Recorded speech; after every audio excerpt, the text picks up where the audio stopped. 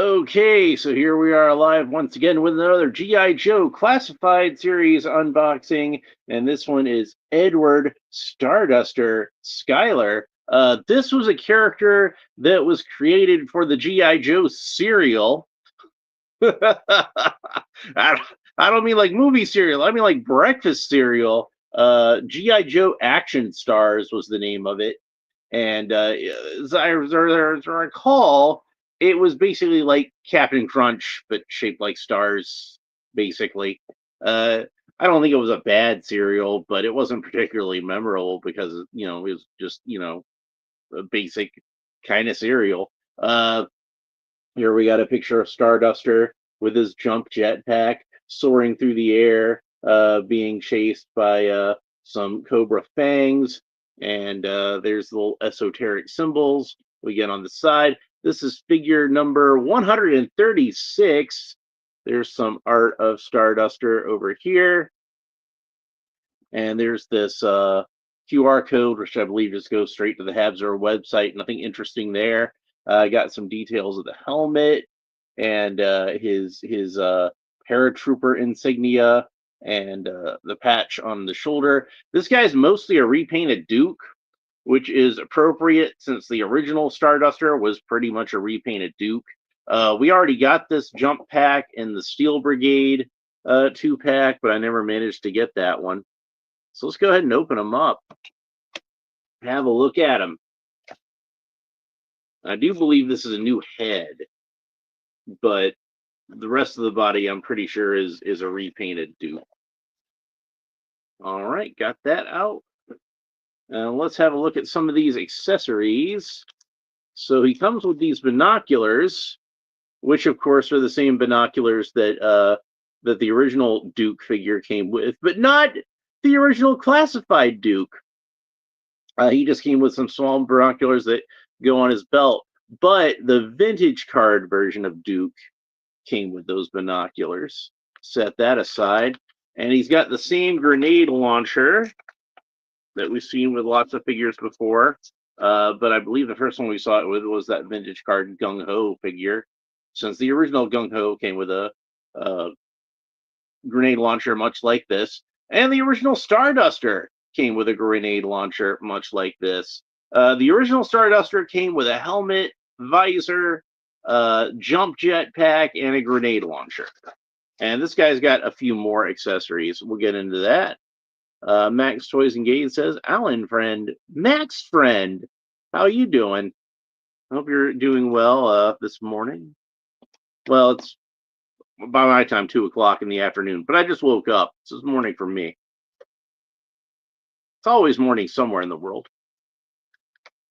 All right, then we got this little knife, little teeny tiny knife, little round pommel at the top of it. Set that aside. We have a sidearm. Hopefully I can get that out without that flying out of the package. And we've seen this one before, but it's not the one that came with the original classified Duke, because he had that more sort of laser looking gun. And I believe this is the same helmet that came with the vintage card version of Duke, because it's got that visor on it. And Duke was not supposed to come with a visor. The original Duke didn't come with a visor, but like I mentioned before, Starduster did. So we're going to set that aside. That's a light blue helmet with a black circle with a white star in it. Max says, what are you reviewing? I'm reviewing Starduster from the G.I. Joe Classified line. So yeah, we're going to be talking about him. So we got a second helmet, and actually this is a whole second head. Light blue head. This is more of a flight helmet looking thing. So try to remember to pop that on the figure later so we can see it. And then the jump jetpack. This was one of my favorite accessories in the original G.I. Joe line, and yet somehow I never managed to get the jump jetpack set, even though it was the thing that really fascinated me in that that G.I. Joe commercial for the comic book. The first time I ever saw any of these characters. The thing that I thought was really cool was Jetpack, but somehow never managed to get myself one. But there it is for classified. And I do actually have a bunch of GI Joe classified scale jump jetpacks that I 3D printed myself because you could get the files to print that free on Thingiverse. And then we've got a solid fist and a pointing hand. Both of those go on the right hand. Set those aside. And then we've got a solid fist for the left hand. So there's that. And then we've got this hand for the left hand, which is somewhat of an opening, gesturing hand.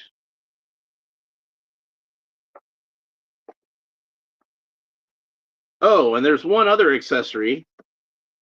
There's a secret accessory. Remember how I said that he was for the G.I. Joe cereal?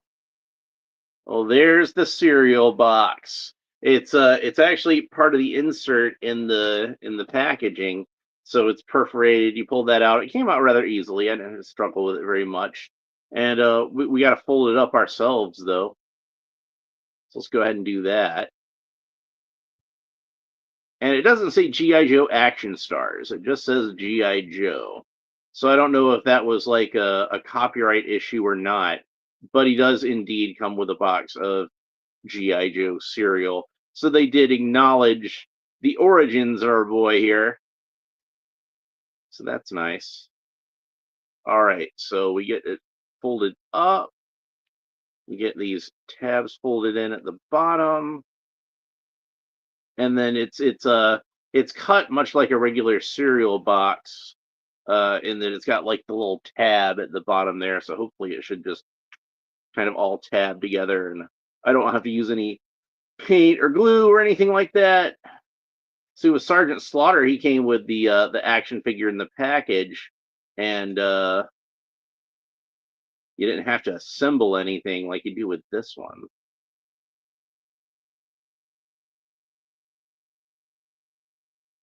And mine, that tab got a little bent at some points.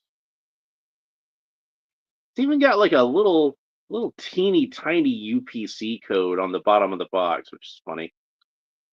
They did actually put some good detail onto this. So I'll fold that flap of the bottom of the box in, and this one in second, and hopefully that should just tab together.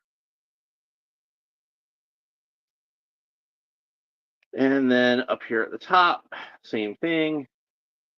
Second verse, same as the first, a little bit louder and a whole lot worse. There we go.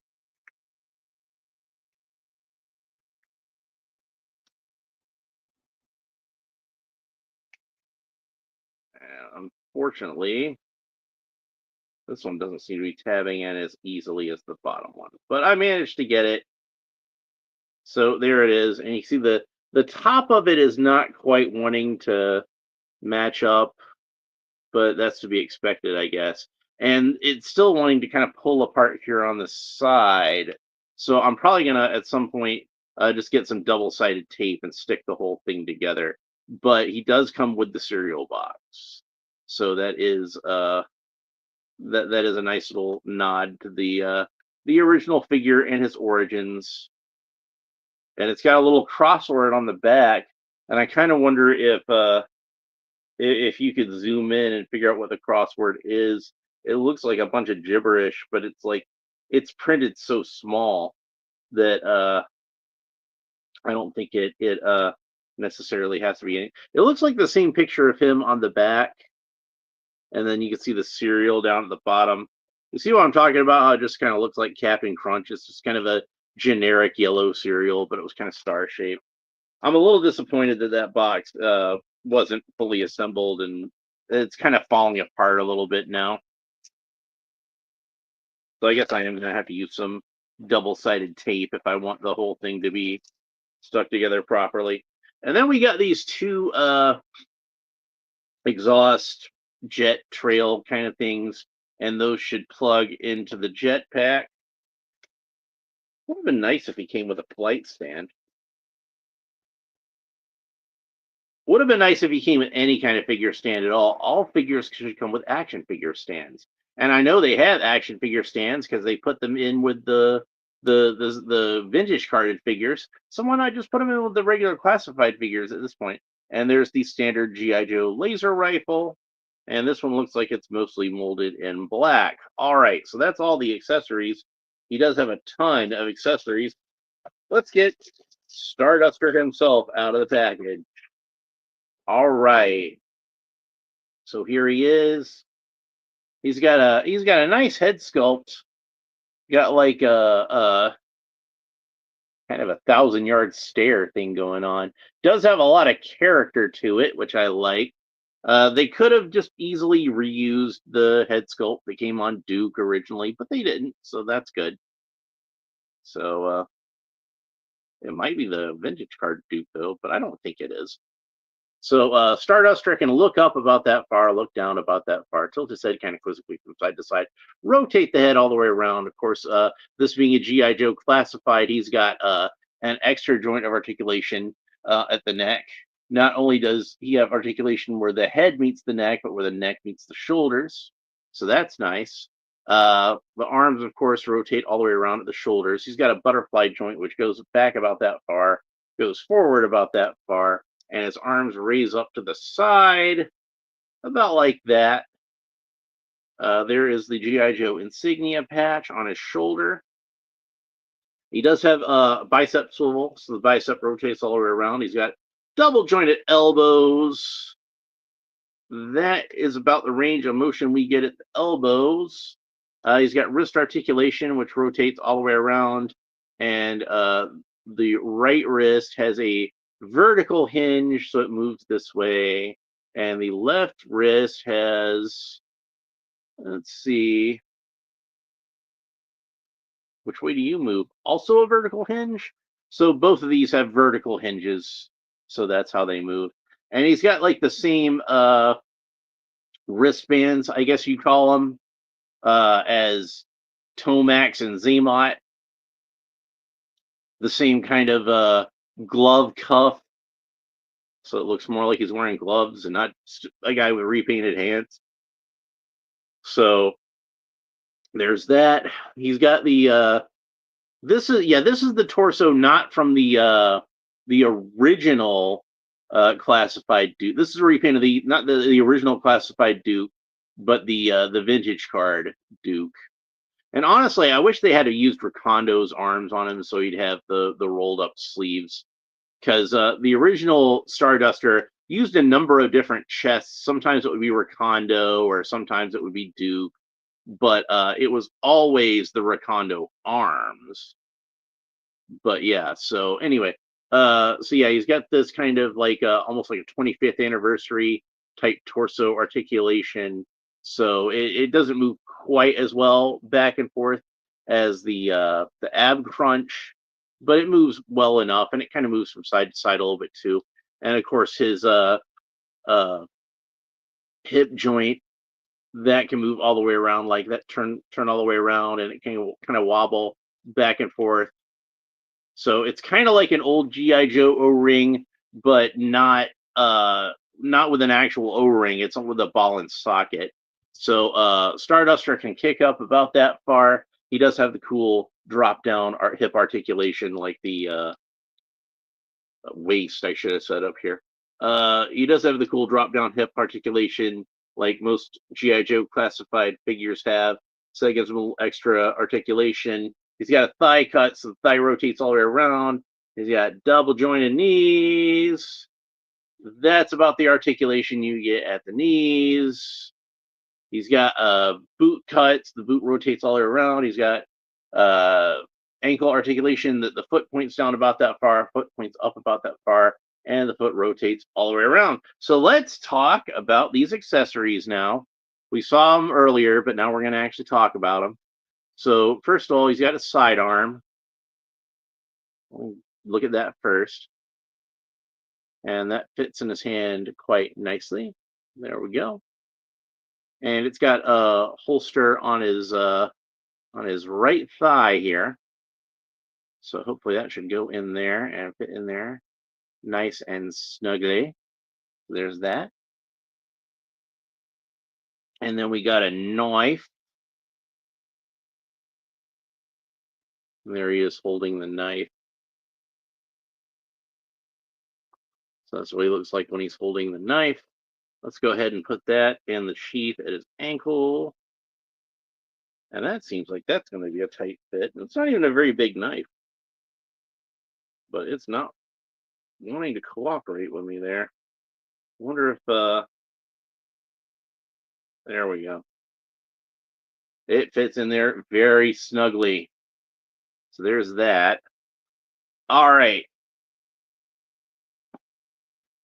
Before we move on to anything else, let's pop his head off. And we're going to pop on the flight helmet head. And there you can get a look at that. So if you want something that's, I don't know, realistic is the right word for a guy with a jetpack. But if you want something that if a guy in real life was to fly around with a jetpack was going to wear for a helmet, this is probably something more with a little more verisimilitude to it. And it does have kind of that halo look that a lot of these solid helmets with the full visors have nowadays. But it's definitely got the breath mask on there. It's supposed to look like a flight helmet. So we can set that aside now and put his regular head back on. But I did want to see that on the figure for a little bit. I'm not going to display mine with that helmet on because I'm old school and I want him to look old school. So we can go ahead and put the grenade launcher into his hand. I don't believe the grenade launcher or the rifle are going to have any storage. I don't think there's any pegs for those on the jump. It didn't look like there was. And of course, the original jump, if for those of you out there in the audience who are old enough to remember, like me, it actually had a laser rifle that attached to it by a little plastic cord. I can get its finger into the trigger guard. There we go. Not quite wanting to cooperate with me, but I managed to get it. Of course, this was made to more fit into Gung Ho's meaty fist, and his hand is a little smaller. I don't know for certain, but I'm guessing since they have the same glove cuff that these are the same hands that came with Tomax and Zaymot. But there he is with the grenade launcher, and we're gonna have him dual wield and put the laser rifle in the other hand. Now, of course, this is the standard G.I. Joe laser rifle that pretty much every character on the cartoon used. But the original figure that it came with was Snow Job, who was a trained sniper. So it was supposed to be kind of like almost like a laser sniper rifle kind of thing. I always like pointing out sniper stuff. But there he is with both the weapons looking pretty badass. And then we can go ahead and put the helmet onto him. And in the 80s, all you really needed as a helmet to fly a jetpack was a visor, just to keep stuff from getting in his eyes. And of course, you can tilt the visor high up on his head if you want to have him not wearing the visor, and then it can tilt back down over his eyes and protect his face from dust and stuff like that. From Stardust, yes, I don't know. So yeah, since Stardust was a serial tie-in, he was a mail-away figure that was offered from the GI Joe Action Stars serial. He did not have a whole lot of media presence. He was, I don't believe, ever on the original Sunbow cartoon, and he was never in the original Marvel comic. Now, he might have been in some stuff here and there, in more modern times. By modern, I mean like, 1999 and onward, non-vintage stuff. Stuff from when they brought G.I. Joe back in right at the turn of the century. And he might have popped up in some Devil's Due comics or some IDW, or maybe some of the current series that what's the name of the company that does those? Skydance, Stardust. Maybe they should use him. And there he is with the jump jetpack. He's ready to blast off and kick some Cobra butt. So we might as well go ahead and put the jetpack trails in there.